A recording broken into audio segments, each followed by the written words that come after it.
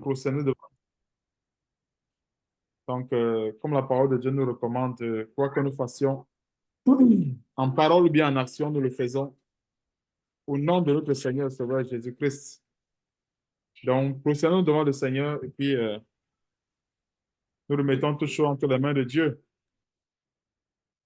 Éternel Dieu, nous te bénissons, nous te rendons grâce, Seigneur Dieu, pour ce grand jour de grâce de l'année 2024. Ce jour, encore une fois de plus, que tu nous donnes de nous réunir devant ta parole, devant ton trône de grâce. Merci, Seigneur Dieu, de nous remplir de tes révélations, de nous remplir, surtout, Seigneur Dieu, de ton amour et de ta paix. Cette paix que tu nous donnes dans la sévérité et dans la crainte de Dieu. Merci encore une fois de plus pour la santé des uns des autres, surtout la santé spirituelle. Merci aussi également, Père éternel, pour la disponibilité des uns des autres. Donne-nous encore une fois de plus être obéissants envers tes instructions, avec ta parole, et surtout que la gloire et l'honneur te reviennent en toutes choses, et surtout cela le nom puissant de notre Seigneur et Sauveur Jésus-Christ. Nous t'avons ainsi prié. Amen. Amen, gloire à Dieu. Donc, Dieu soit loué pour toutes choses. Donc, frères et sœurs, tournons nos Bibles dans 2 Timothée chapitre 3, l'épître de Paul au Timothée. Allons nous exhorter aujourd'hui sur les événements de la fin, les avertissements du Seigneur Jésus-Christ. Disons, je voulais dire les recommandations de Paul à Timothée.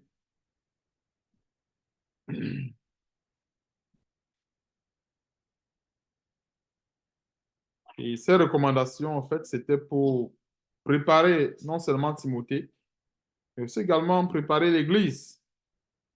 Et nous savons tous que nous vivons les temps de séduction intense.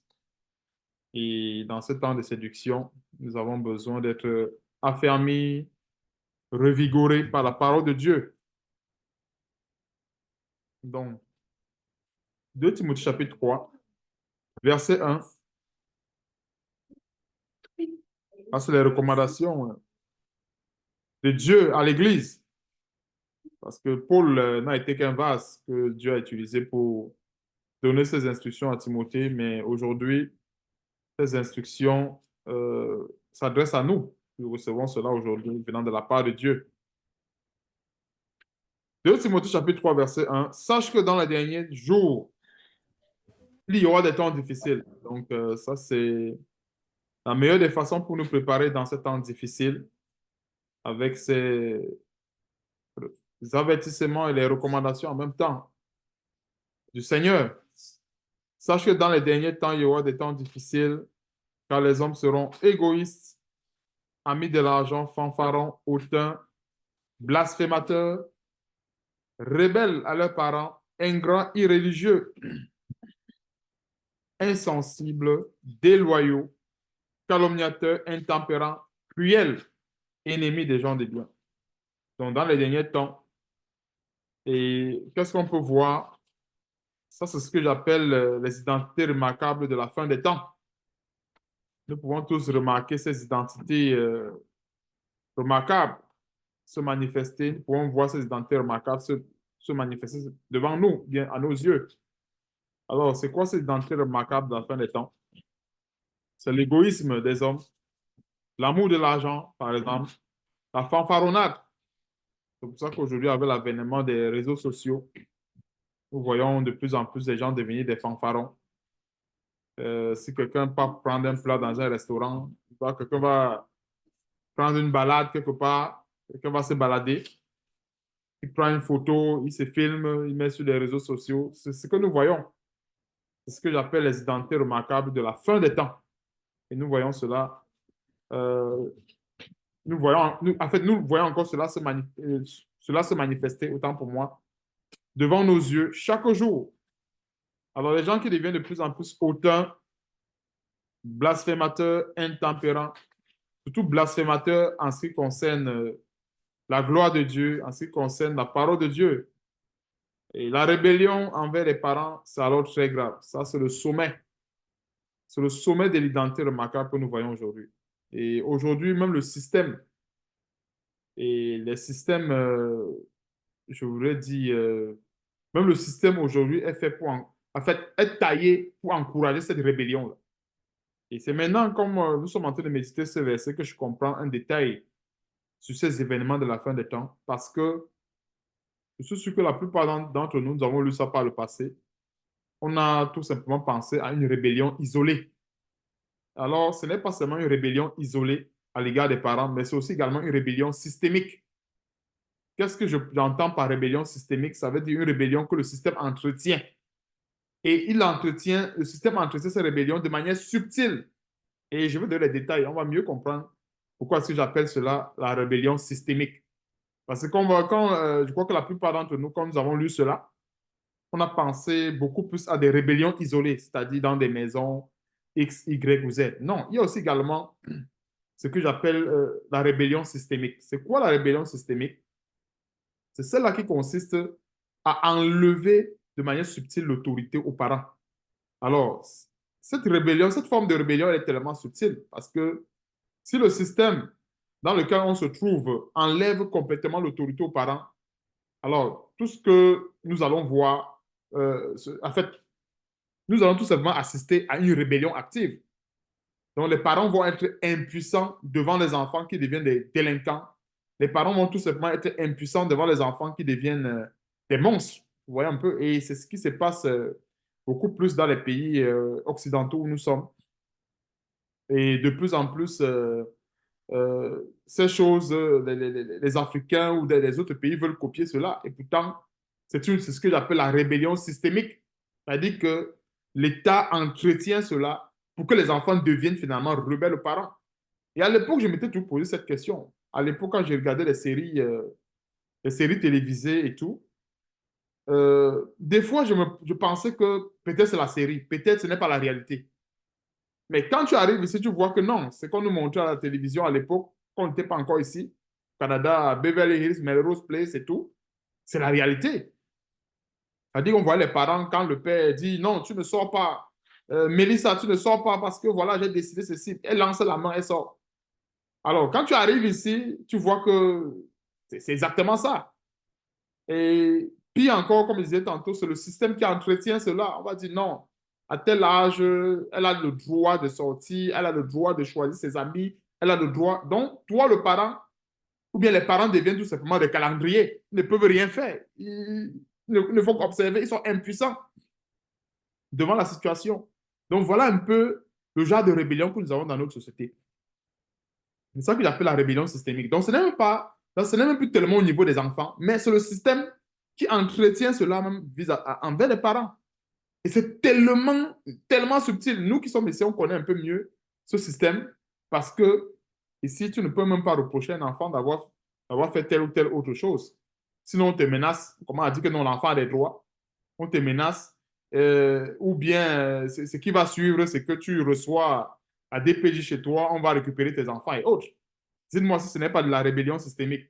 Là, ce n'est pas forcément l'enfant qui se rébelle aux parents parce qu'il veut défendre tel ou tel autre intérêt, mais c'est parce que le système entretient justement cette rébellion. Et c'est ça qui montre que nous vivons les temps difficiles. Est-ce que nous comprenons un peu? Parce que la plupart d'entre nous, quand nous avons lu ces versets, comme moi par le passé, je me suis tout simplement dit que, OK, bon, quand la Bible dit que les enfants seront rebelles, la plupart des hommes seront rebelles à leurs parents, moi j'ai tout simplement pensé aux enfants délinquants et autres. Il y a l'aspect là que je n'avais pas vraiment vu, c'est-à-dire que l'aspect où c'est même le système, le gouvernement qui entretient la rébellion des enfants. Et maintenant, quand c'est mauvais, ils veulent punir les parents. Ils veulent faire comprendre aux parents que non, ce sont vos enfants, c'est vous qui les éduquez. Et pourtant, en réalité, ce sont eux qui donnent cette éducation de rébellion aux enfants. Et pendant qu'on s'oppose à cela, ils se lèvent en disant que non, les enfants ont des droits. Est-ce que nous voyons un peu la subtilité dans cette rébellion? C'est tellement subtil. Mais malheureusement, c'est ce que nous vivons. C'est pour cela que on a besoin vraiment d'implorer Dieu pour nos enfants, pour nos enfants qui sont ici. On a vraiment besoin d'implorer la grâce de Dieu. Parce que le système que nous avons ici, c'est terrible. C'est un système qui encourage la rébellion. Hein. Et j'ai très souvent vu ça. Je crois que dernièrement, ça s'est passé, je peux me tromper, je crois que c'était ici au Canada. Je crois qu'il y a, on m'a parlé d'une histoire comme ça dans l'autobus. Si je ne me trompe pas, je crois qu'on tente de sanctionner, on tente de condamner un monsieur qui a crié sur un enfant. Parce que, bon, cet élément n'a pas crié sur l'enfant. C'est-à-dire que l'accent a été mis sur le fait que le monsieur a été violent sur l'enfant. C'est-à-dire que c'était un chauffeur d'autobus. Je ne sais pas trop ce qui s'est passé. D'après les faits les faits qui ont été recoupés autant pour moi, on disait que non, le monsieur a crié sur l'enfant. Et ce n'est pas normal parce que les enfants ont des droits, ils ont ci, ils ont ça. Et personne ne s'est mis à la place du monsieur qui recevait, entre guillemets, peut-être la... Parce que ici, surtout les adolescents, là, sont tellement insolents, tellement ingrats. Et je suis, en fait, moi, je me suis tout simplement dit que non, le monsieur a peut-être certainement reçu des injures. En fait, il a été sous une certaine pression de la part de l'enfant et il n'a pas pu supporter. Il s'est défoulé, il a crié, crié, crié, crié sur l'enfant. Or, nous savons tous que, bon, il a même crié sur l'enfant, c'est même ici. Parce que c'était chez nous en Afrique. C'est que l'enfant devait être copieusement tabassé. Nous voyons un peu. Mais tout cela, c'est pour dire que le système-ci encourage vraiment la rébellion des enfants sur les parents. Parce que un enfant peut gifler son père. Vous allez voir la police, le système, ils ne vont rien dire. C'est normal. Mais si le parent gifle l'enfant, vous allez voir. On va lui dire non, ne tente plus jamais. Mais l'enfant peut. C'est justement ce qui se passe. Moi, très souvent, la violence, comment est-ce que les enfants violentent leurs parents? Non, on ferme la bouche, c'est l'enfant. Mais en général, ce qui est tout dénoncé dans ce système, qui est d'ailleurs très hypocrite, c'est que si l'enfant, là, demain, manifeste la délinquance peut-être dans son milieu de travail, personne ne va vouloir l'employer. Si il arrive peut-être, je donne un exemple, dans une grève, il fait ce qu'il ne faut pas faire, on va l'arrêter, on va l'incarcérer. On va même interroger ses parents. On va dire que, mais comment est-ce que tu éduques ton enfant? Et pourtant, c'est eux-mêmes qui ont transformé l'enfant en un monstre. Donc, voilà un peu comment est-ce que le système, j'appelle ça, c'est le système antichrist, le système diabolique de ce monde, entretient de manière subtile la rébellion des enfants envers leurs parents. Alors, on va continuer. Ingrats, irréligieux, insensibles et déloyaux, calomniateurs, intempérants, cruels, ennemis des gens de bien, traités, un non traître, autant pour moi, emportés, enflés d'orgueil, aimant le plaisir plus que Dieu. Et c'est ça la résultante de tous ces fêtes que nous avons aujourd'hui. La plupart des gens qui célèbrent ces fêtes, ils sont guidés par quoi? Point d'interrogation. C'est le plaisir. C'est le plaisir qu'ils aiment. Il y a des gens qui savent bien que cette fête, même des soi-disant chrétiens, ils savent que ça n'honore pas Dieu. Mais au nom du plaisir, ils le célèbrent. Ils vont dire que, mais on va vivre comment? Parce qu'il y a des gens qui vont dire ça. Mais on peut plus se faire plaisir. Donc, au nom du plaisir, la plupart des gens, y compris les chrétiens, choisissent de blasphémer contre Dieu. Ils choisissent entre guillemets, de fouler la gloire de Dieu aux pieds, au nom du plaisir. Et c'est pour ça qu'aujourd'hui, tout a été travaillé dans ce monde pour procurer le plaisir. Remarquons, autour de nous, la plupart des choses ont été travaillées pour le plaisir et rien que le plaisir. Et de plus en plus que le temps avance, ce n'est que ce culte du plaisir dans la société. On va commencer à dire, c'est pour ça que, en fait, dans la plupart des relations, imaginons avant, prenons un exemple pour voir un peu, pour dénoncer un peu le culte du plaisir qu'il y a aujourd'hui. Prenons tout simplement un cas qui est très souvent, le cas qui est très souvent flagrant, le cas du mariage. Alors, nos mariages à l'époque, le mariage des parents à l'époque, ça durait des années. Le divorce, vraiment, c'était quelque chose de scandaleux. Le divorce, c'était un scandale à l'époque. C'est-à-dire, trouver une femme qui divorce, un homme qui divorce, c'était un scandale. Et je dirais même presque une honte pour les parents. Les parents se sentaient indignés quand les enfants divorcent. Maintenant, donc, projetons-nous aujourd'hui, à l'heure d'aujourd'hui. Mais attends, le divorce est tellement... c'est comme de l'eau à boire, c'est comme un claquement de doigts. Posons-nous la question, pourquoi c'est comme ça aujourd'hui? C'est à cause du plaisir, le plaisir de la vie. Elle va dire non, on n'est pas obligé de rester ensemble.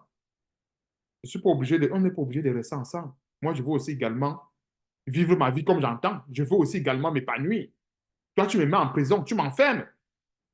Parce que si on regarde la plupart des motifs du divorce, tous les divorces, la plupart de ces divorces-là, à tort, à travers, auxquels nous assistons aujourd'hui, là, le motif, ce sont les plaisirs. Les plaisirs de la chair. Elle va trouver que non, toi, tu es trop dur, je ne m'épanouis pas, on n'arrive pas à s'épanouir avec toi, toi, tu es trop, avec ta parole, là, tu déranges. Même les enfants sont stressés, tu stresses tout le monde avec ta parole. C'est le plaisir. Or, à l'époque, je précise bien à l'époque, divorcer, c'était quelque chose de terrible. Même les parents se sentaient indignés. C'est-à-dire, envoyer ton. Imaginons un papa qui marie sa fille et le lendemain, il entend que l'enfant est sur le point de divorcer. C'est le parent qui se sent indigné. C'est le parent qui se lève et dit que non, qu'est-ce que tu veux faire comme ça, ma fille? Il est fâché. Mais aujourd'hui, c'est le père même qui encourage. Le père dit, ma fille, ok, si tu. Le père dit même, si tu es maltraité même, divorce. C'est le père même qui met même de l'huile au feu. Ou bien c'est la mère même qui met même de l'huile au feu en disant que non, attends, tu vas souffrir comme ça jusqu'à quand? Allez, divorce. Un peu. Et regardons comment est-ce que ces choses ont tellement été encouragées aujourd'hui. Et c'est comme ça que la rébellion, nous assistons de plus en plus à la rébellion contre les commandements de Dieu, à la rébellion contre la volonté de Dieu. Vous voyez un peu, vraiment, j'écarte les cas vraiment isolés qui sont très extrêmes, mais je disais en fait que dans un plan qui est général, la plupart des divorces, c'est, on voit très souvent deux personnes, la femme est partie ou le monsieur est parti. La raison, c'est quoi? Ah, elle ne me plaît plus, ou bien la femme va dire, ah, vraiment, j'ai décidé de changer. J'ai décidé. Comme ici, le divorce est tellement banal. Et c'est pour cela que, euh, et je comprends quelque chose, et vous allez tous comprendre cela avec moi, c'est que comme Dieu, euh, en fait, Dieu accorde une très grande importance sur le mariage. Parce qu'en fait, la relation que nous avons aujourd'hui avec Jésus-Christ, c'est le mariage également. Donc, le mariage que nous avons au sens propre avec nos épouses et époux, pour les femmes, c'est à l'image de notre relation avec Jésus-Christ. Donc, Dieu ne peut pas encourager le divorce, comme de la même façon qu'il ne va pas aussi également encourager que ses enfants sortent du mariage, en fait, du mariage avec son fils Jésus-Christ. Dieu ne va pas accepter cela. Est-ce que nous voyons un peu l'image? Parce qu'en fait, pour encourager quelque chose, il faut soi-même être d'avis que non, si ça arrive chez nous, on va accepter. Alors, Dieu lui-même qui a établi ce mariage dans lequel nous sommes avec le Seigneur Jésus-Christ, c'est un mariage où nous sommes appelés à supporter des tribulations. En fait, c'est un mariage où il y a des hauts et des bas, comme on a l'habitude de dire. Il y a des hauts et des bas. Ce n'est pas seulement les hauts, mais c'est aussi également des bas. Mais remarquons dans ce monde, la plupart des mariages, à l'époque, euh, c'était, je crois, je disais souvent pour le meilleur et pour le pire, quelque chose comme ça.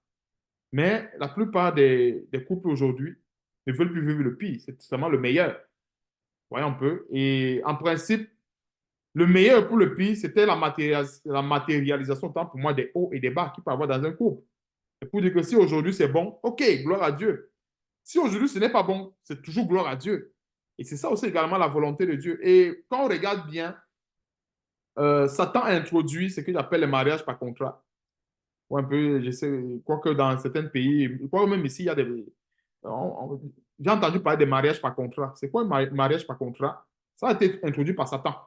Et c'est guidé par ce que nous sommes en train de voir ici, le culte du plaisir. C'est que les hommes ne veulent plus souffrir, les hommes ne veulent plus endurer une difficulté. Alors, dans ce culte du plaisir, un mariage par contrat peut consister à dire, OK, on va se marier un an, par exemple, ou bien on va se marier à condition que peut-être tu demeures riche. En fait, il y a beaucoup de conditions. Le jour où tu perds ton travail, OK, notre contrat s'arrête. Un peu. C'est pour ça que la plupart des mariages, certains mariages vont s'arrêter parce que monsieur a perdu son contrat. OK, comme il a perdu son contrat de travail, le contrat de mariage aussi également est parti avec. Parce que le contrat de mariage était assujetti au contrat de travail ou bien était assujetti à ses richesses et à tout. Donc, pourquoi est-ce que je rentre en détail dans ces choses? C'est pourquoi on voit à quel point le diable a réussi à égarer la plupart des hommes dans les plaisirs. Ou un peu. Il y a tellement d'exemples, c'est-à-dire en ce qui concerne des hommes qui vont aimer le plaisir plus que Dieu. Vraiment, c'est. S'il faut développer tout simplement ce niveau-là, on ne va pas finir. Parce que c'est tellement vaste. Tellement vaste. On ne peut que survoler comme ça dans certains détails pour comprendre à quel point, en fait, le diable a séduit l'humanité à telle enseigne que les hommes vont plus aimer le plaisir. Ou un peu dans une relation aujourd'hui, les gens pensent plus à leurs propres intérêts qu'aux intérêts de Dieu. Parce que la personne, le frère ou la sœur, entre guillemets, qui pense à divorcer, est-ce qu'elle a pensé aux intérêts de Dieu? C'est ça ce que la Bible dit. Les hommes qui vont aimer le plaisir plus que Dieu, plus que. Parce qu'en fait, si la personne dit que, OK, je veux seulement être à l'aise, je veux mener une bonne vie, une vie sans problème. Mais à ce moment, il faut bien que la personne comprenne que, hey, moi qui veux mener une vie sans problème, j'ai mis les intérêts de Dieu où? Et pourquoi est-ce que je chercherai à mener une vie sans problème si c'est la volonté de Dieu qui traverse les problèmes? Pourquoi? Et c'est la question qu'il faut se poser.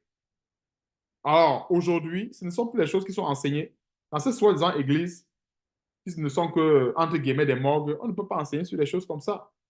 Bien au contraire, ils vont encourager les divorces, ils vont encourager les séparations, ils vont encourager.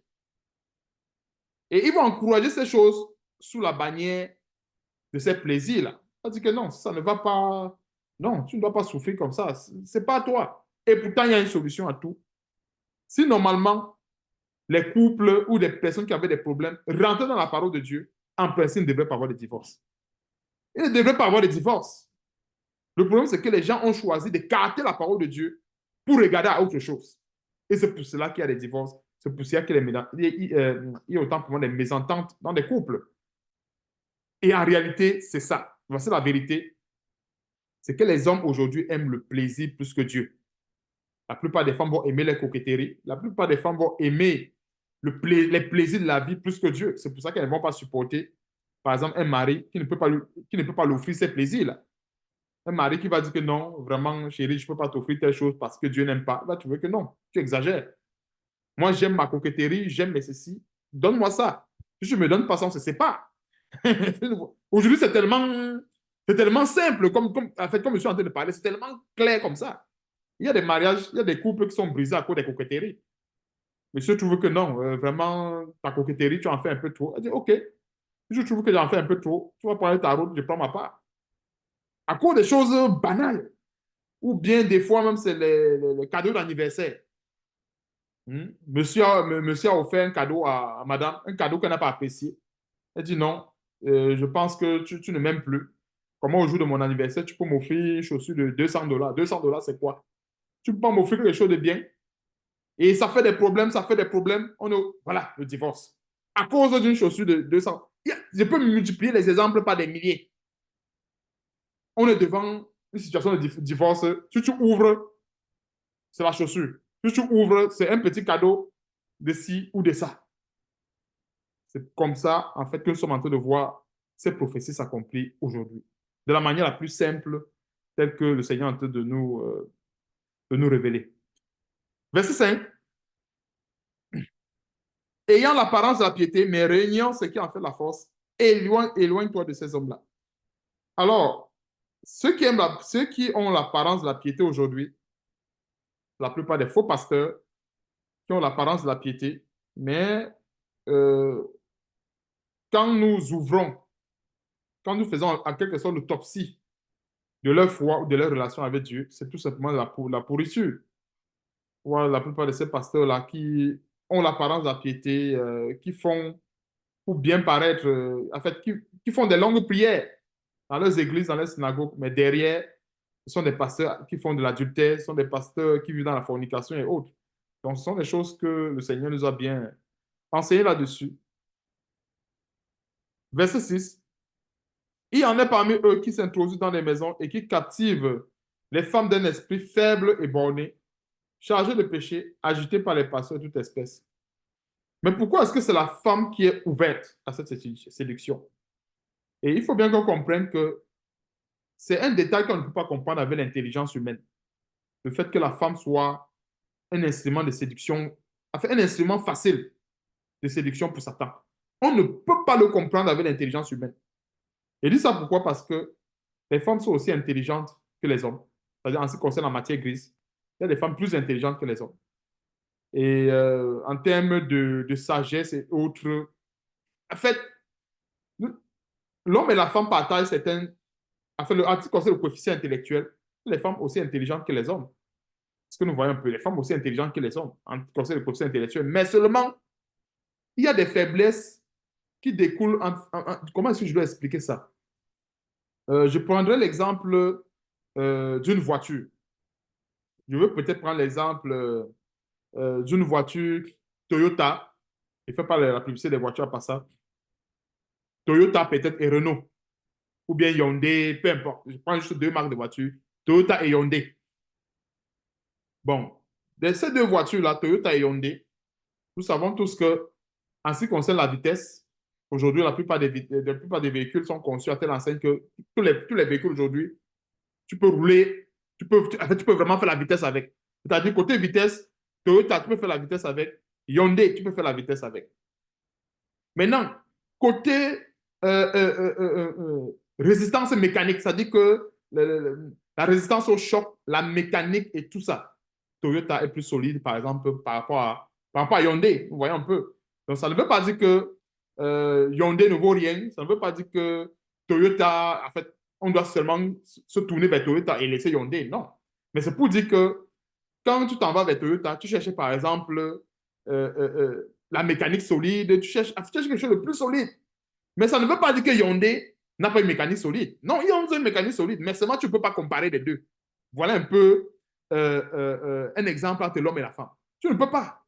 Donc, c'est pour dire que s'il y a, par exemple, si on soumet, et je vais encore rentrer dans les détails un peu plus pour qu'on comprenne en profondeur, si on soumet les deux voitures, autant pour moi, à des tests mécaniques poussés, on va peut-être soumettre Toyota à 10 kPa d'un test mécanique, il va résister. On soumet aussi également Hyundai 10 kPa, il va résister. Mais quand on va monter à 20, Toyota va résister, peut-être Hyundai va commencer à se casser. Parce que nous voyons. Et c'est comme ça qu'on peut comprendre en quelque sorte le ministère de la femme, le pourquoi est-ce que Dieu lui a donné un ministère à part, différent de celui de l'homme. Donc, ça n'a vraiment rien à voir avec le fait de la vitesse, parce que les deux voitures, tu peux faire la vitesse avec. Tu prends une Toyota aujourd'hui, tu peux rouler, si tu veux, 120, 180, en fait, peu importe. Hyundai, tu peux aussi également faire la même vitesse. Mais côté truc mécanique, ils n'ont pas été conçus pour faire le même travail. Est-ce que nous comprenons un peu? C'est la même chose pour l'homme et la femme. Les deux n'ont pas été conçus pareil. La preuve en est que euh, l'homme a été conçu à part et tout, et la femme a été conçue à partir de la côte de l'homme. Donc nous voyons que quelque part, il y a non seulement une complémentarité, mais il y a un élément qui tire sa source quelque part. Donc ça veut dire que les deux ne peuvent jamais être sous le même. Parce qu'en principe, il y a une illusion dans ce monde, c'est l'égalité entre l'homme et la femme. C'est une illusion et un mensonge qui ne dit pas son nom. Une illusion terrible. Et Dieu savait que, je crois que Dieu savait qu'à un moment donné, les hommes allaient plonger dans ce genre d'égarement. C'est pour cela qu'il y a des choses qu'il n'y a que les femmes qui peuvent faire, notamment l'accouchement, il y a des règles. En fait, je ne connais pas. Aujourd'hui, le diable est tellement rentré dans des esprits des gens, voulant transformer les hommes en femmes, les femmes en hommes. Mais tout cela, nous connaissons que c'est du diable. Mais si on prend l'homme naturellement parlant, la femme naturellement parlant, il y a des choses que, même si la femme a, même si elle fait n'importe quoi, elle ne peut pas faire. Pourquoi? Parce que les hormones c'est d'abord les hormones. D'abord une question d'hormones. Les hormones masculines ne sont pas comme les hormones féminins. Et toutes ces choses, Dieu a fait cela différemment. Pourquoi? Parce que non seulement la femme complète l'homme, mais dans cette relation de complémentarité, il n'y a aucune égalité. Et Dieu a bien voulu que c'est l'homme qui protège la femme. Parce que quand nous regardons au départ avec Adam et Ève, c'est Adam normalement qui avait le devoir de veiller sur la parole de Dieu. Vous voyez un peu, ce n'était pas Ève. C'est pour ça que Ève, en étant devant, ou bien Satan en piégeant Ève, voilà il a fini par gagner. Parce que normalement, Adam était censé veiller. Et c'est la même chose même dans un foyer. Et c'est l'homme qui veille. C'est, en fait, la responsabilité, c'est l'homme. Parce que c'est lui qui est le chef de la famille. C'est lui. S'il y a n'importe quel problème, c'est lui. C'est à lui que Dieu va s'adresser. Donc, il y a beaucoup de détails comme ça qu'on peut voir sur l'homme et la femme pour dire que ce n'est pas la même chose. Mais maintenant, donc, pourquoi est-ce que le verset ne dit pas que Pourquoi ces gens ne vont pas séduire les hommes? Et remarquons que dans la séduction de la parole de Dieu, c'est toujours les femmes. Ce n'est pas parce qu'elles sont bêtes. Elles ne sont pas bêtes. Elles ne manquent pas d'intelligence. Non, ça n'a rien à voir. Comme je disais tantôt, sur le plan intellectuel, on ne peut jamais comprendre. C'est un mystère. Et c'est pour ça que j'ai pris tantôt les véhicules, qu'on comprenne que non, tu ne vas jamais dire que Hyundai sera jamais un Toyota, Toyota sera jamais un Hyundai. Il faut voir un peu. Bien sûr que tu vas prendre les deux voitures. Si tu vas aller à Toronto, Montréal, tu vas aller avec les deux voitures. Mais chacun à son niveau. Comment se vend? Chacun à son niveau. Donc, verset 6, les femmes chargées d'un esprit faible et borné, chargées de péché, agitées des passions de toute espèce, apprenant toujours ne pouvant jamais arriver à la connaissance de la vérité. En général, ce n'est pas toutes les femmes qui sont chargées d'un esprit faible et borné. Il faut bien qu'on le comprenne. Et les femmes ne sont pas forcément chargées d'un esprit faible et borné. Mais en fait, cette faiblesse-là, comme je parlais tantôt des, du véhicule Hyundai, est plus propice chez la femme. Si vous comprenez un peu sur le plan spirituel, ça ne veut pas dire que ce n'est pas forcément toutes les femmes qui sont faibles et bornées. C'est clair qu'une femme qui marche selon la parole de Dieu, qui veut obéir à la parole de Dieu, elle ne sera pas faible et bornée puisqu'elle marche selon la parole. Mais la plupart des rébellions que nous avons aujourd'hui, l'expérience a bien montré cela. La plupart des rébellions que nous avons aujourd'hui et qui a toujours existé, c'était toujours chez les femmes. Ce n'est pas pour rien que même quand l'apôtre Paul donnait donner de la part du Seigneur les instructions de bienséance, c'était que les femmes s'étaient dans les assemblées. Il ne leur a pas permis d'y parler. Pourquoi l'instruction ne se dirigeait pas aux hommes? Pourquoi? Alors, parce que quelque part, il y a, j'appelle cela une faiblesse charnelle, mais qui est aussi également naturelle. C'est lié aussi également à l'émotion de la femme. Et c'est cette émotion aussi également qui lui permet de prendre soin de ses enfants, qui lui permet de prendre soin de son mari et autres. Et je veux, pour expliquer cela en profondeur, je vais prendre aussi également l'exemple, par exemple, imaginons à l'époque, on partait encore à l'hôpital, il y avait des médicaments, par exemple, qui étaient vraiment efficaces. Ça t'enlève le maux de tête. Mais les effets secondaires, c'est la constipation. Je ne voyais un peu. Donc, tu prends un médicament, il te coupe. Je donne un exemple, il te coupe les maux de tête. Mais la constipation que tu vas avoir après, les effets secondaires. Donc, c'est aussi également la même chose. Parce que quand nous voyons le ministère de la femme, c'est vraiment un ministère pointu que Dieu lui a donné. Et une femme qui demeure dans son ministère, c'est clair qu'elle ne va jamais se retrouver dans les positions telles que nous voyons de séduction et autres. Elle ne va jamais se retrouver là-bas. Mais c'est facile en fait, qu'elle se retrouve dans cette position. C'est un peu comme je veux dire, en fait, que quand tu trouves, par exemple, une panne, je vais encore revenir sur la figure des voitures. Si on dit peut-être, je donne peut-être une panne comme ça, la culasse qui est cassée. Et le véhicule, on donne peut-être une panne comme ça, la culasse qui est cassée. C'est un véhicule neuf, 10 ans. 10 ans peut-être de service. Bon, culasse qui est cassée, tu peux dire, OK, c'est qui est sûr, ça ne peut pas être Toyota. Ce que je vois un peu. Maintenant, tu vas choisir tous les marques, mais tu vas dire ici, là, en étant constructeur de véhicules, ça ne peut pas être ce véhicule, c'est parce que sa culasse, c'est minimum 20 ans pour que ça se casse. Est-ce que nous voyons un peu? Et alors que, en fait, la culasse de l'autre qui s'est cassée, ça ne veut pas dire que forcément tous les culasses des véhicules se sont cassées. C'est là où je vais en venir. Ça ne veut pas dire que tous les Hyundai ont des culasses cassées après 10 ans. Non. Mais c'est pour dire que celui qui a son véhicule Hyundai et qui ne suit pas les conseils du constructeur comme il faut, c'est clair qu'il va voir sa culasse se casser, même en 5 ans. Imaginons une personne qui prend un véhicule qui peut supporter 1 tonne de charge. Lui, il met 2 tonnes dessus. Il met 2 tonnes parce qu'il dit que, OK, je vois mon voisin mettre 2 tonnes sur sa voiture. Mais il oublie que son voisin a Toyota. Mais toi, tu as Hyundai. Hyundai, c'est maximum 1,2. Je donne un exemple comme ça. Maximum 1,2. Mais toi, tu mets 2 tonnes. Parce que tu vois que non. Tu as le même. En fait, tu as un VUS Hyundai, ton voisin a un VUS Toyota. Ça fait 10 ans qu'il transporte les plantains et les macabos. Mais il n'a jamais eu de problème avec son moteur. Mais toi, tu dis, OK, moi, je suis également un VUS. 6 cylindres comme lui. Donc, je peux aussi, oubliant que tu as les spécifications que lui n'a pas. Et toi aussi, tu peux avoir les spécifications que Toyota n'a pas. Parce que peut-être Hyundai, c'est le genre de véhicule que peut-être au système de freinage, c'est tellement bon. Ou bien au niveau de la conduite, c'est tellement bon. Mais Toyota, ils n'ont pas trop travaillé ça, mais ils ont travaillé autre chose. Tu vois un peu, c'est un peu ça. Donc, normalement, dans le ministère, surtout chez les femmes et chez les hommes, beaucoup plus chez les femmes, elles doivent comprendre ce détail-là pour dire que moi, j'ai été créé pour une tâche précise. J'ai été créé pour réaliser un travail précis. Tant que je vais faire ce travail-là, je n'aurai jamais le pouvoir avec Dieu. Mais maintenant, non, si je veux faire le travail de l'autre, le travail de l'homme, non, je vais avoir des problèmes. C'est clair. Et si l'homme veut aussi également faire le travail de la femme, c'est ça qui crée ce que j'appelle le travestissement. Parce que si la femme veut se travestir et l'homme veut se travestir, ça ne va pas donner quelque chose de bon. Et c'est pour cela que la parole de Dieu, dans Deutéronome chapitre 22, si je me trompe pas, dans Deutéronome, la Bible dit que la femme ne doit pas mettre les vêtements d'homme et l'homme ne doit pas mettre les vêtements de la femme. C'est maintenant que je comprends une autre grande révélation de ce verset. Du verset qui dit que la femme ne doit pas mettre les vêtements d'homme et l'homme ne doit pas mettre les vêtements de femme. En fait, ça ne se limite pas seulement aux vêtements. Ça se limite même aux responsabilités. En fait, je voulais dire, ça va jusqu'aux responsabilités. Excusez-moi. Ça se limite pas aux vêtements, mais ça va jusqu'aux responsabilités. Dans quelle mesure? Mettre les vêtements d'une personne, au sens figuré, c'est qu'on prend ses responsabilités. Je me mets dans la peau de cette personne, je mets ses vêtements. Ça veut dire que je prends ses responsabilités. Or, l'homme n'est pas censé prendre les responsabilités de la femme vice-versa. Dieu a donné les responsabilités à la femme. Il a aussi également donné les responsabilités à l'homme. Ça ne doit pas devenir le genre, OK, échangeons.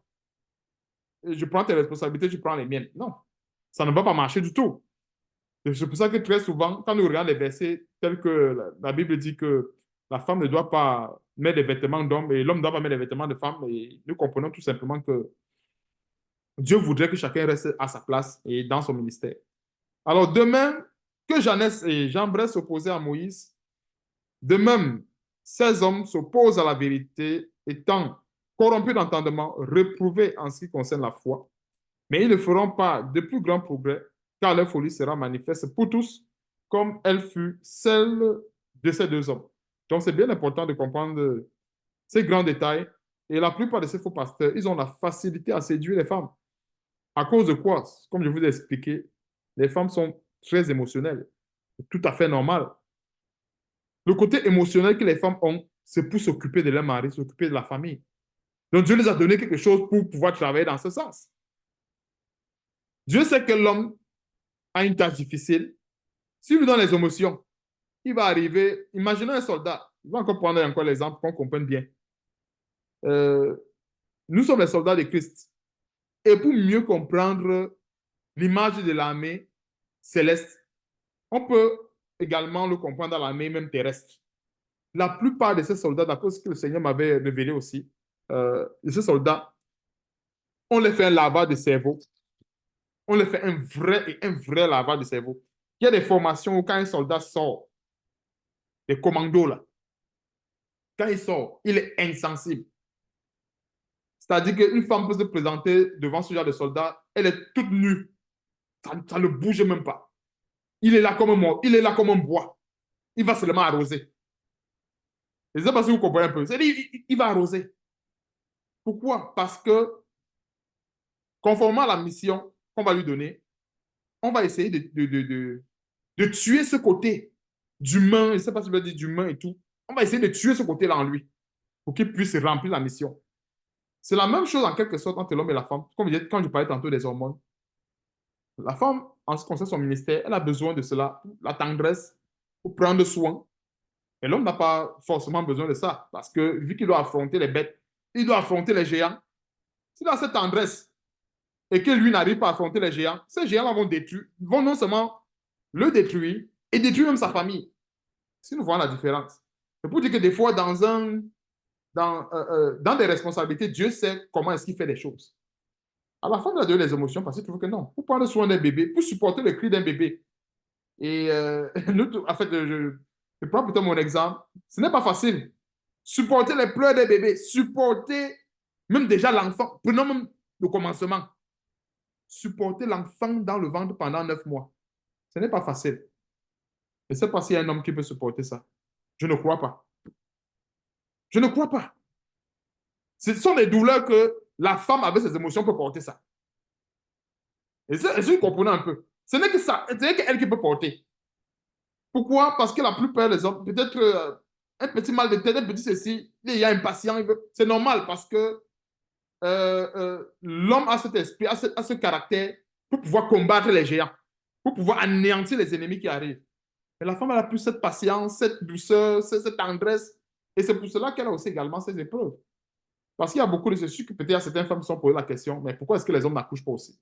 Pourquoi est-ce que les hommes ne peuvent pas porter l'enfant pendant 9 mois? Ou bien, aujourd'hui, on dit que bon, si on a 2 enfants, tu commences à pas porter le premier 9 mois, le deuxième. Je vous assure que si les hommes pouvaient porter les enfants dans leur ventre, c'est que dans les couples ici, il y a les femmes qui décident que c'est le mari qui porte.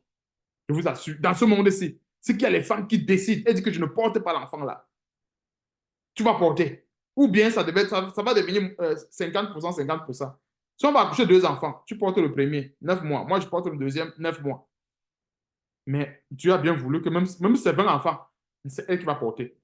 Même si c'est 50, c'est elle qui va porter. Les nausées, tout ça, elle va voir. Alors, elle a tout ça. C'est pas parce qu'elle est forcément forte ou parce qu'elle a une capacité, comment dirais-je, surhumaine et tout. Dieu a donné tout à la femme pour pouvoir porter cela. Dieu a tout donné. Et c'est pour ça qu'il parlait tantôt, il y a les avantages et les inconvénients. On a vu tantôt les inconvénients sur le plan séduction, mais voilà l'avantage. Est-ce que vous voyez un peu? Maintenant, euh, en général, quand on a toujours présenté la femme, il n'y a pas seulement le plan inconvénient sur les émotions. Voilà par exemple le plan inconvénient qu'on a vu tantôt, verset 6 à 7, qui est la séduction. Mais il y a le plan avantage. Comme je disais tantôt, supporter une pareille douleur, je ne crois pas. Dieu n'est pas fou. Je ne crois pas qu'un homme peut vraiment supporter ça. C'est difficile. L'accouchement et tout. Il faut vraiment, il faut vraiment aimer ton enfant. Il faut vraiment aimer ton enfant. Il faut vraiment avoir cette tendresse-là pour pouvoir supporter certaines choses. Et raison pour laquelle Dieu permet que non, je vais tout te donner et tu vas accoucher les enfants. L'autre va pouvoir veiller sur la famille, il va pouvoir aller chercher, il va pouvoir vous protéger. Donc Dieu équipe chacun et avec des responsabilités totalement différentes. L'autre, son devoir, c'est de veiller pour que le bandit n'entre pas dans la maison. La femme, elle n'a pas cette responsabilité. Elle va s'occuper, s'assurer à ce qu'il y ait tout le repas à table, s'assurer à ce que les enfants, tout le monde, tout est OK. Et chacun a ses responsabilités. Donc voilà un peu, de manière détaillée, de manière claire, ces grands détails qu'on peut voir dans la parole de Dieu. Qu'aujourd'hui, les valeurs sont tellement, je voulais dire, les valeurs ont tellement disparu. Ces valeurs ont disparu. Et c'est pour ça que même dans l'ancien temps, on voyait beaucoup plus les femmes soumises, les femmes dévouées, les femmes qui servaient Dieu dans la crainte, dans la patience. On voit par exemple le cas d'Anne, hein, qui a patienté. Et remarquons ceci aussi également. On parlait côté émotionnel. On remarque dans la Bible, les femmes ont aussi également beaucoup touché le cœur de Dieu. Par exemple, le cas d'Anne, il y a aussi également cette femme de distinction. Il y a aussi le cas d'Esther. On voit quelque part que elles ont reçu quelque chose de tellement grand, même pour toucher le cœur de Dieu, même pour ébranler le cœur de Dieu. Et c'est pour ça que je disais tantôt qu'une femme, normalement, qui marche selon la volonté de Dieu, non. Elle est, comment dirais-je, sur le plan spirituel, elle est aussi forte comme un guerrier, je ne sais pas. Vous voyez un peu. Elle est aussi forte, pas possible. Mais Satan veut traverser la femme en disant que non, tu seras forte en te mettant dans la peau de l'homme. Non. La femme est extrêmement forte quand elle se met dans la position d'Esther. Esther était soumise. Beaucoup de gens veulent se mettre dans la position de Vasti. Du genre, le roi donne le festin, moi je donne le festin. Non, Esther n'était pas dans cette position-là. Le roi appelle sa femme, elle vient, elle se soumet. Et remarquons la force qu'elle a eue. Elle a convoqué un jeûne, elle-même elle a jeûné. Et Dieu a exaucé les prières. N'est-ce pas là une force? C'est une force qui ne dit pas son nom. Elle n'avait pas besoin de porter le pantalon de son mari pour pouvoir exercer cette force-là. Et c'est ça, des fois, que beaucoup de femmes rebelles n'arrivent pas à comprendre. Qu'on peut toucher le cœur de Dieu en restant dans un état vraiment. En fait, que la femme peut toucher, je veux dire, la femme peut toucher le cœur de Dieu en restant vraiment à sa place. Il dit toucher, ébranler, mais toucher, mais d'une manière, en fait, d'une manière vraiment qu'on ne peut pas imaginer le cœur de Dieu. tout simplement en restant dans sa position. Parce que c'est Satan qui vient maintenant détourner un peu l'attention sur le physique. Non, tu peux aussi également faire comme ton mari. Il n'est pas le seul. Il peut aussi faire ça. Tu peux aussi, tu peux aussi. Non, ce n'est pas une question de concurrence. Chacun doit rester à sa place. Et c'est dans cette place-là que Dieu va se glorifier. Donc, continuons, verset 10. Pour toi, tu as suivi de près mon enseignement, ma conduite, mes révélations, ma foi, ma douceur, ma charité, ma constance, mes persécutions, mes souffrances. À quelle souffrance n'ai-je pas été exposé? À Antioche, à Icône, à Lystre, quelle persécution n'ai-je pas supporté? Et le Seigneur m'a délivré de toutes. Amen. De toutes. Voilà un grand encouragement pour nous. Et le Seigneur m'a délivré de toutes. De toutes. Il n'est pas écrit le Seigneur m'a délivré de certaines persécutions. Les petites persécutions, le Seigneur m'a délivré de cela. Mais les grandes, non, il ne m'a pas délivré. De toutes. Quand nous sommes persécutés, nous devons nous rappeler de ce genre de témoignage. Un témoignage que nous sommes en train de recevoir de la part de l'apôtre Paul, de la part d'un témoin fidèle de Jésus-Christ. Nous sommes en train de recevoir ce témoignage et c'est la vérité. S'il dit que le Seigneur l'a délivré de toutes ces persécutions, donc comme c'est nous, le Seigneur ne va plus nous délivrer, ou bien c'est parce que nous sommes en 2024 maintenant que les choses ont changé. Déjà même que Dieu n'est pas dans le temps des hommes là. Donc, verset 12. Or, tous ceux qui veulent, j'ai souligné le détail qui veulent, parce que c'est un choix. Ce n'est pas forcément tous les chrétiens qui sont persécutés. Ce sont les chrétiens qui veulent. Je dis ça pourquoi? Parce qu'on peut penser que la persécution, c'est chez tous les chrétiens. Non, la persécution, ce n'est pas chez tous les chrétiens. Mais la persécution se trouve, autant pour moi, chez les chrétiens qui veulent vivre pieusement. Voilà là où il y a la persécution. La persécution, c'est pas automatique. Parce qu'il y a les gens qui disent qu'ils sont chrétiens, mais on ne voit pas la persécution. Maintenant, celui-là qui veut plaire à Dieu, il aura la persécution. C'est inéluctable. Or, tous ceux qui veulent vivre pieusement en Jésus-Christ seront persécutés. Mais les méchants avanceront, mais les hommes méchants, autant pour moi, et imposteurs avanceront toujours plus dans le mal. Oh, j'aime bien ce verset. J'aime bien le détail de ce verset. C'est comme si je n'avais pas remarqué cela par le passé. Les hommes, je veux reprendre, verset 13, mais les hommes méchants et imposteurs avanceront toujours plus dans le mal. Si on enlève dans le mal, ce verset n'aura plus de sens. Ça n'aura même, en fait, ça n'aura plus de sens. Si on enlève dans le mal. Parce que des fois, quand nous lisons des versets comme cela, il y a toujours ce que j'appelle les détails. Il y a toujours ce que j'appelle les éléments importants. Pourquoi est-ce que j'insiste sur dans le mal? Parce que dans le siècle présent, l'attention des hommes, c'est seulement sur le fait qu'il faut avancer. Ah, il faut avancer, il faut avancer, il faut avancer, il faut avancer. Mais quand on avance, notons que quand on avance, on peut avancer dans deux directions. Et c'est parce qu'on se comprend un peu. On peut avancer dans deux directions. Soit on avance vers le bien, soit on avance vers le mal. Donc, dire seulement qu'il faut avancer, c'est dangereux.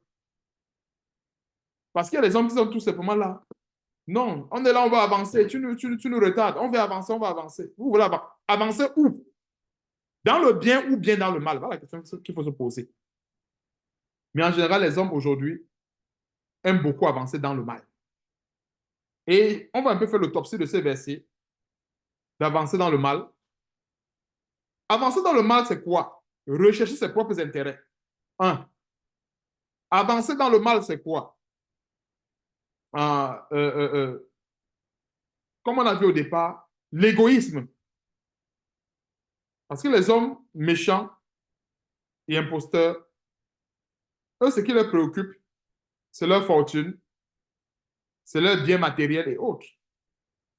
Eux, ils s'en foutent du fait que les âmes périssent, eh bien les âmes s'en vont en affaires. Ils ne veulent pas. Eux, en fait, eux, ce n'est pas le problème. Eux, ils veulent tout simplement accroître leur chiffre d'affaires. Chaque année, d'ailleurs, chaque année, ils font des bilans. Cette année, j'ai eu un bilan de 2 millions de dîmes. Il faut bien que l'année prochaine, je me fixe l'objectif de 3 millions de dîmes. Là, on est prêt à déchiqueter la parole de Dieu, à tordre la parole de Dieu dans tous les sens pour pouvoir atteindre 3 millions de dîmes à la fin de l'année 2024. Dès qu'on va atteindre 3 millions de dîmes à l'année 2024, on va dire, OK, il faut que j'ai 5 millions de dîmes à l'année 2025. Ils vont dire, OK, on va fabriquer les prophéties là. Quitte à ce que on continue de déchiqueter la parole de Dieu, on va continuer. Ils vont déchiqueter la parole de Dieu pour que les gens viennent s'aimer, s'aimer, s'aimer. Et la caisse ne fait que grandir. Et voilà comment est-ce qu'ils voient grand. Comme je tantôt d'un enseignement, voilà comment est-ce qu'ils voient grand. Ils vont dire à les fidèles, voyez grand, pensez grand. Ne continue pas à penser aux petites choses, pensez grand. Mais lui, il est très objectif quand il pense grand. Pourquoi? Parce que quand lui pense grand, il dépose aussi également un grand panier. C'est-à-dire, il ne pense pas grand dans le vide. Parce que quand tu vas voir quelqu'un qui n'a même pas le CPE chez nous, ou bien le BEPC, il est là, il pense qu'un jour, il va occuper un poste de directeur. Ça ne va jamais se passer. Dieu n'est pas un magicien. Il n'aura jamais ce poste de directeur. Non, même pas le CPE. Qu'est-ce si on donne les responsabilités d'un directeur à quelqu'un il va commencer par où? Il commencera par où? Et c'est très souvent dans cette logique-là qu'on endort les gens. Pensez grand, pensez grand. Et pourtant, si quelqu'un veut grandir si quelqu'un veut aspirer à quelque chose qui est grand, il faut qu'il soit pragmatique. Il aille à l'école, en allant à l'école, il prie Dieu, que Dieu donne la force de pouvoir réussir. C'est toujours les deux ensemble. La personne ne reste pas là avec son CPE, mais veut avoir les fonctions d'un ingénieur. Que si Dieu dit, OK, tu donnes les fonctions d'ingénieur peut-être de telle raffinerie. Attends, ingénieur de telle raffinerie, il faut avoir fait la chimie, il faut avoir les connaissances en physique ou en thermodynamique. La personne va être devant une cuve où il faut faire un mélange. Elle ne sait même pas les proportions de mélange qu'il faut faire. Donc, c'est pour dire que voilà un peu les choses, les hérésies que nous avons aujourd'hui. Et beaucoup de gens croient à ces choses parce que on les a vantées.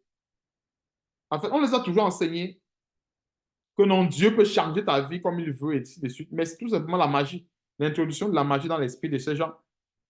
Et nous savons tous que c'est tout simplement de l'égarement pur, tel qu'on va voir par la suite, égarant les autres et égarer eux-mêmes. Donc, les hommes qui sont méchants, et un homme méchant, c'est celui-là qui détourne son cœur de Dieu. Il n'a pas plus méchant que de détourner son cœur de Dieu. Un homme qui est vraiment méchant, c'est celui-là qui détourne son cœur de Dieu. Toi, ça c'est ce qui nous concerne, demeure dans les choses que tu as apprises et reconnues certaines, sachant de qui tu les as apprises. Donc, la plupart des chrétiens aujourd'hui sont friands des mystères. Ils ont appris des choses de la part de Dieu. Dieu les a attesté ces choses, mais ils veulent encore des mystères, des mystères. C'est dans la séduction des mystères qui tombent des fois dans les panneaux de ces hommes méchants, de ces hommes imposteurs. Toi, demeure dans les choses que tu as apprises et reconnues certaines, sachant de qui tu les as apprises. Dès ton enfance, tu connais les saintes écritures qui peuvent te rendre sage à salut par la foi en Jésus-Christ. Toute écriture est inspirée de Dieu et utile pour enseigner, pour convaincre, pour corriger, pour instruire dans la justice. C'est un grand verset clé pour détruire les raisonnements des hommes. Toute écriture. Et qu'on ne va pas rentrer dans un livre philosophique, autant pour moi, rentrer dans une théorie philosophique pour pouvoir justifier sa marche chrétienne. Les chrétiens vont commencer à dire, il manque seulement peut-être, il y a même d'autres chrétiens qui le font, hein. Ils disent même qu'il manque seulement. Il y a des chrétiens qui vont prendre des théories philosophiques pour expliquer leur marche, ou pour expliquer leur choix. Je vous assure, c'est vrai. Il y a les chrétiens qui vont prendre des théories philosophiques par la parole de Dieu pour expliquer leur choix et pour expliquer leur marche. On va dire, OK, j'ai choisi ceci parce que je me suis inspiré de Platon, de Diogène, ou de ci ou de ça. La personne ne s'est pas inspirée de la parole de Dieu. C'est dangereux. Est-ce que Platon, qui s'est inspiré de telle théorie-là, est-ce qu'il craignait Dieu? Il ne craignait pas Dieu. Est-ce qu'il était inspiré par Dieu? Non. Parce que si Dieu a inspiré quelqu'un pour faire quelque chose, alors cette chose qu'il doit faire, mais cette chose qui sera amenée à faire autant pour moi, va glorifier Dieu. Cette chose va glorifier Dieu. Dieu ne va pas inspirer une personne d'aller commettre le mal. Ne va pas inspirer une personne d'aller fabriquer quelque chose qui va tuer les gens, par exemple. Donc, quelqu'un ne va pas dire que, OK, je me suis inspiré du théorème de Platon. Ou pourtant, le théorème de Platon encourage l'avortement. Ou pourtant, le théorème de Platon, par exemple, oui, encourage, ou bien c'est un théorème qu'il a mis sur place pour pouvoir euh, plus tard encourager, par exemple, l'homosexualité. Quelqu'un va peut-être se baser sur ce théorème pour dire que non, voilà, j'ai pris ce théorème pour faire telle chose. Nous, on sait que ça ne marche pas. Mais par contre, la parole de Dieu reste le meilleur référentiel pour tout chrétien. Donc, verset 17, afin que l'homme de Dieu soit accompli et propre à toute bonne œuvre. On va continuer au chapitre 4. Verset 1. Je t'en conjure devant Dieu et devant Jésus-Christ qui doit juger les vivants et les morts, et au nom de son apparition et de son royaume, prêche la parole. Donc, nous avons cette responsabilité. Prêche la parole, insiste en toute occasion, favorable ou non, reprend, censure, exhorte avec toute douceur et en instruisant. Car il viendra un temps où les hommes ne supporteront pas la saine doctrine, mais ayant la démangeaison d'entendre des choses agréables, ils se donneront une foule de docteurs selon leurs propres désirs, détourneront l'oreille de la vérité et se tourneront vers les fables. Mais toi, sois sobre en toutes choses, supporte les souffrances, fais l'œuvre d'un évangéliste, remplis bien ton ministère. Donc, c'est ici qu'on s'arrête. Donc, le Seigneur nous recommande ceci. Malgré les tribulations, malgré les persécutions, nous savons tous que nous sommes dans ce temps-là où les hommes ont la démangeaison, tant pour moi, d'entendre les choses agréables, mais ça ne va pas être l'engrais pour nous. L'engrais que nous sommes. En fait, on ne va pas utiliser cet engrais pour se détourner de la vérité. Nous n'allons pas utiliser cela comme un engrais pour se détourner de la vérité, mais nous devons, autant pour moi, nous appuyer sur la parole de Dieu et sur le Seigneur. Et c'est pour ça que l'apôtre peut recommander à Timothée, et cette parole, c'est également pour nous. Mais toi, sois sobre. Ça veut dire quoi, sois sobre? La sobriété, c'est la puissance, la fermeté. Ça fait appel à la puissance, la fermeté. Il faut être rigide. C'est pour dire qu'on va être secoué. Le sois sobre, c'est parce qu'on va être secoué. Nous serons secoués de la part de l'ennemi. Satan va envoyer les flèches. Satan va envoyer ses flèches, autant pour moi, pour nous secouer, pour nous chercher. C'est un peu comme un arbre. On secoue pour que l'arbre tombe. Mais l'arbre ne va jamais tomber. Donc nous devons rester enracinés en Jésus-Christ. Un peu comme un arbre qui a ses racines jusqu'à dans le sol. Cet arbre-là, même si c'est le tsunami qui passe dessus, l'arbre-là ne va pas se casser. Parce que ses racines vont loin jusqu'à dans le sol. Mais l'arbre qui a tout simplement les racines, où les racines ne sont pas vraiment encore ancrées dans le sol, si le tsunami passe, l'arbre va se retrouver en l'air en train de voyager dans tout le pays. Et si nous voyons la différence, si nous voyons un arbre qui est là, les racines sont dans le sol, dans les profonds. En général, on a très souvent vu cela. Il y a même certains arbres qui, en fait, même les racines percent même le mur, et dans le sol. Même si le tsunami qui souffle, l'arbre ne va pas bouger. Ça peut peut-être aller d'un côté, aller de l'autre côté, aller d'un côté, mais l'arbre ne va pas quitter du sol. Mais si les racines ne sont pas dans le sol, là, dès que le tsunami arrive, l'arbre là va se trouver en train de voyager dans tout le pays. C'est la même chose avec la parole de Dieu. Et les racines là, que nous sommes censés avoir, c'est les racines en Jésus-Christ. Les racines dans la parole de Christ. Parce qu'on ne peut pas être sobre si on n'a pas les racines, si on n'est pas vraiment enraciné à Jésus-Christ. C'est quand on est enraciné à Jésus-Christ qu'on est véritablement sobre. Et c'est pour ça que la Bible nous recommande d'être sobre en toutes choses. Parce que tout comme le Seigneur Jésus-Christ apprêtons-nous, le diable va nous tenter aussi également en toutes choses. Et dans toutes ces choses-là, nous sommes appelés à être sobres. C'est ça, en fait, la recommandation du Seigneur ici. Sois sobre en toutes choses. Il ne faut pas seulement être sobre quand ça concerne telle chose, et quand ça concerne l'autre chose, non, on n'est plus sobre. Non, nous devons être sobres en toutes choses.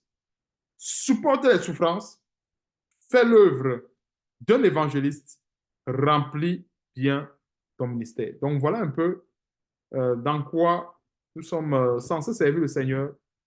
Remplis bien. L'apôtre Paul n'a pas dit remplis ton ministère. Parce qu'aujourd'hui, dans la plupart de ces églises bâtiments, ils sont toujours en train de dire, tu as amené quelle âme dans le Seigneur? Tu as déjà converti quelle âme? Où sont tes fidèles?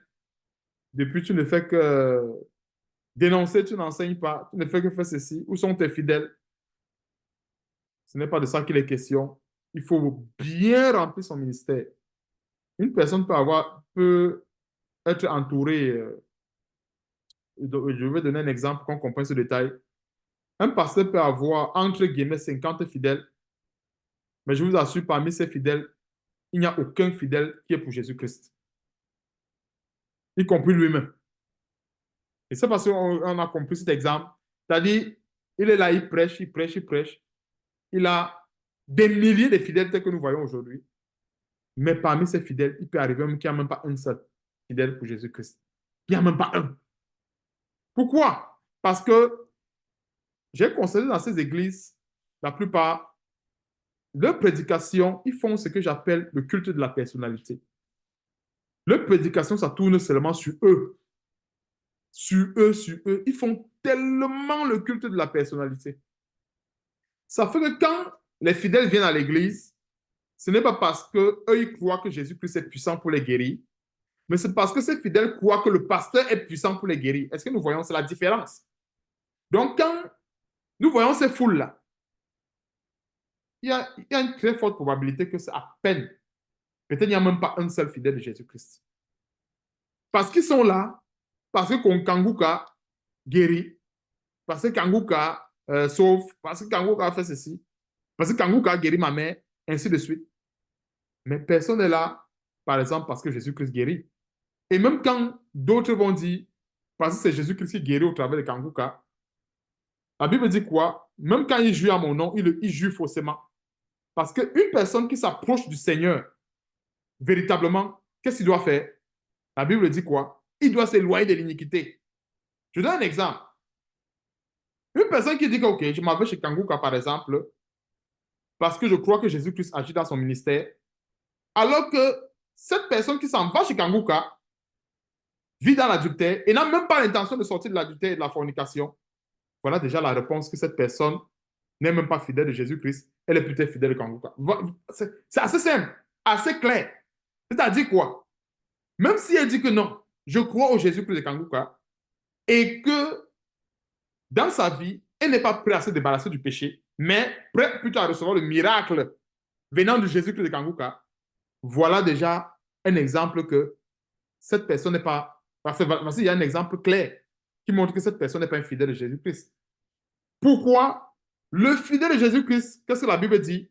Que celui qui invoque le nom du Seigneur ou qui prononce autant pour moi le nom du Seigneur Jésus-Christ, qui fasse quoi? Qui s'éloigne de l'iniquité. Voilà comment on reconnaît le fidèle. Le fidèle n'est pas celui-là qui dit non, je crois à Jésus-Christ, je crois à ceci. Non, ce n'est pas ça. Ésaïe a bien prophétisé sur ces gens-là. Ils m'honorent des lèvres, mais le cœur est bien éloigné de moi.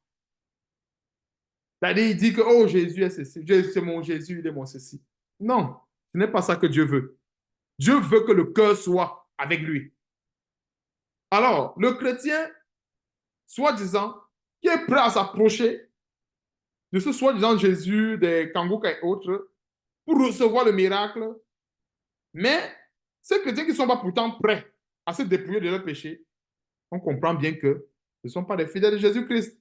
Parce que beaucoup vont dire, non, attends, il croit, tu crois que tu es le seul qui croit, il croit que Jésus va les sauver, il croit.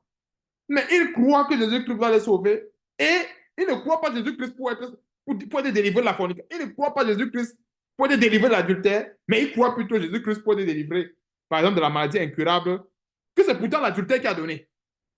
Est-ce que vous voyez un peu la folie des hommes? C'est-à-dire, la plupart des gens veulent résoudre les conséquences, hein, et non résoudre en fait le problème à la racine, et non s'attaquer aux causes.